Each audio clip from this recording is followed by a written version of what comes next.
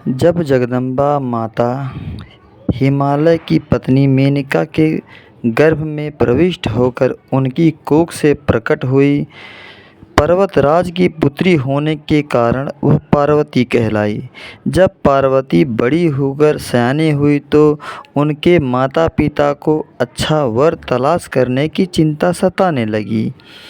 एक दिन अचानक देवर्षि नारद राजा हिमालय के महल में आ पहुँचे और पार्वती को देख कहने लगे कि इनका विवाह शंकर जी के साथ होना चाहिए और वे ही सभी दृष्टि से इसके योग्य हैं। पार्वती के माता पिता के आनंद का यह जानकर ठिकाना न रहा कि साक्षात जगदम्बा सती ही उनके यहाँ प्रकट हुई हैं। वे मन ही मन भाग्य को सराहने लगे। एक दिन अचानक भगवान शंकर सती के विरह में घूमते घूमते उसी प्रदेश में जा पहुँचे और पास ही के स्थान गंगावतरण में तपस्या करने लगे। जब हिमालय को इसकी जानकारी मिली तो वे पार्वती को लेकर शिवजी के पास गए।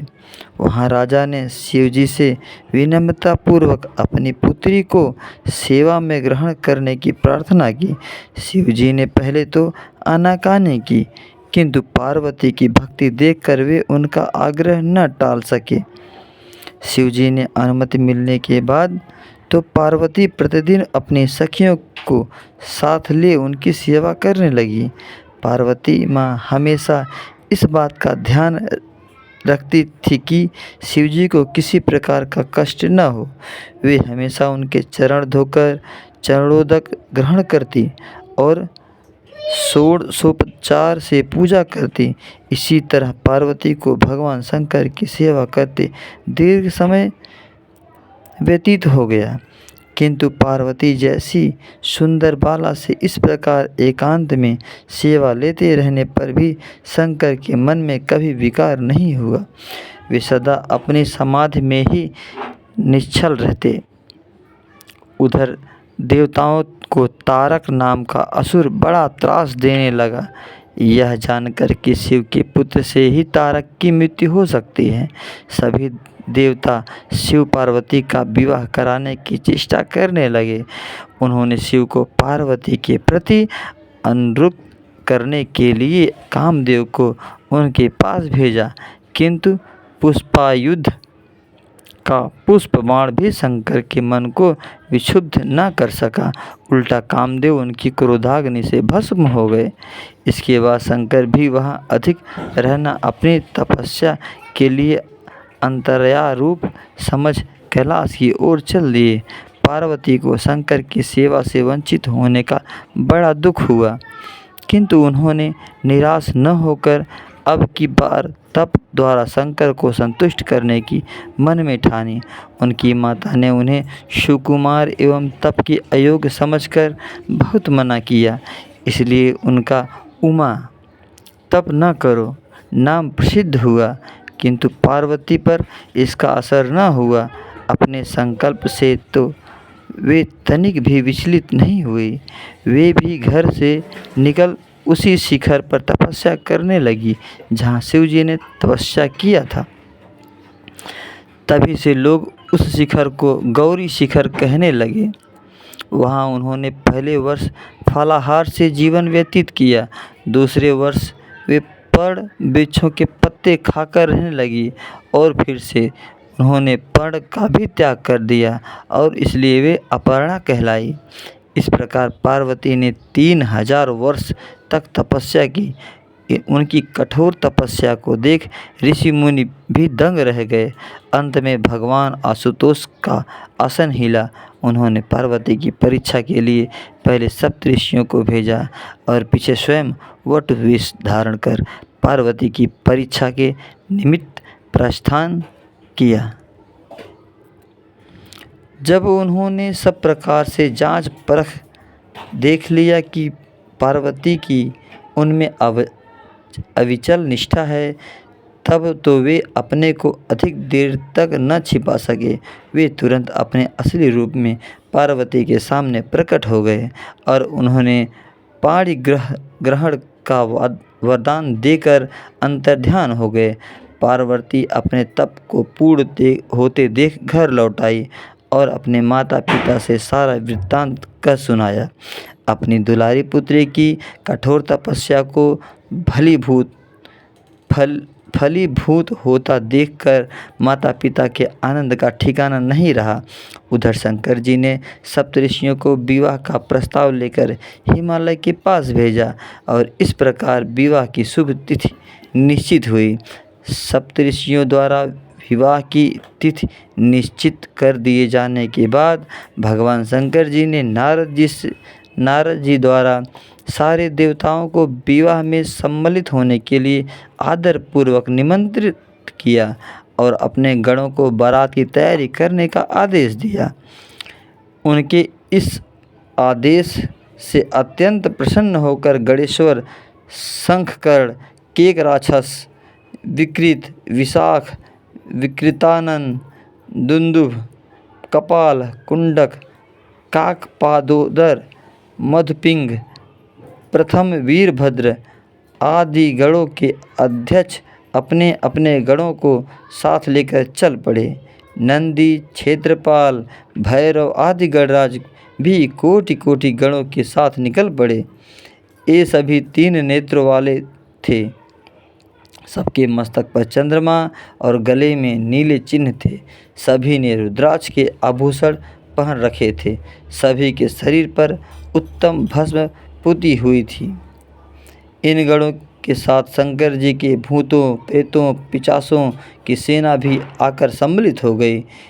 इनमें डाकनी, शाकनी, यातुधान, वेताल, ब्रह्म राक्षस आदि भी शामिल थे। इन सभी के रूप रंग, आकार प्रकार, चेष्टाएं, वेशभूषा, हाव भाव आदि सभी कुछ अत्यंत विचित्र थे।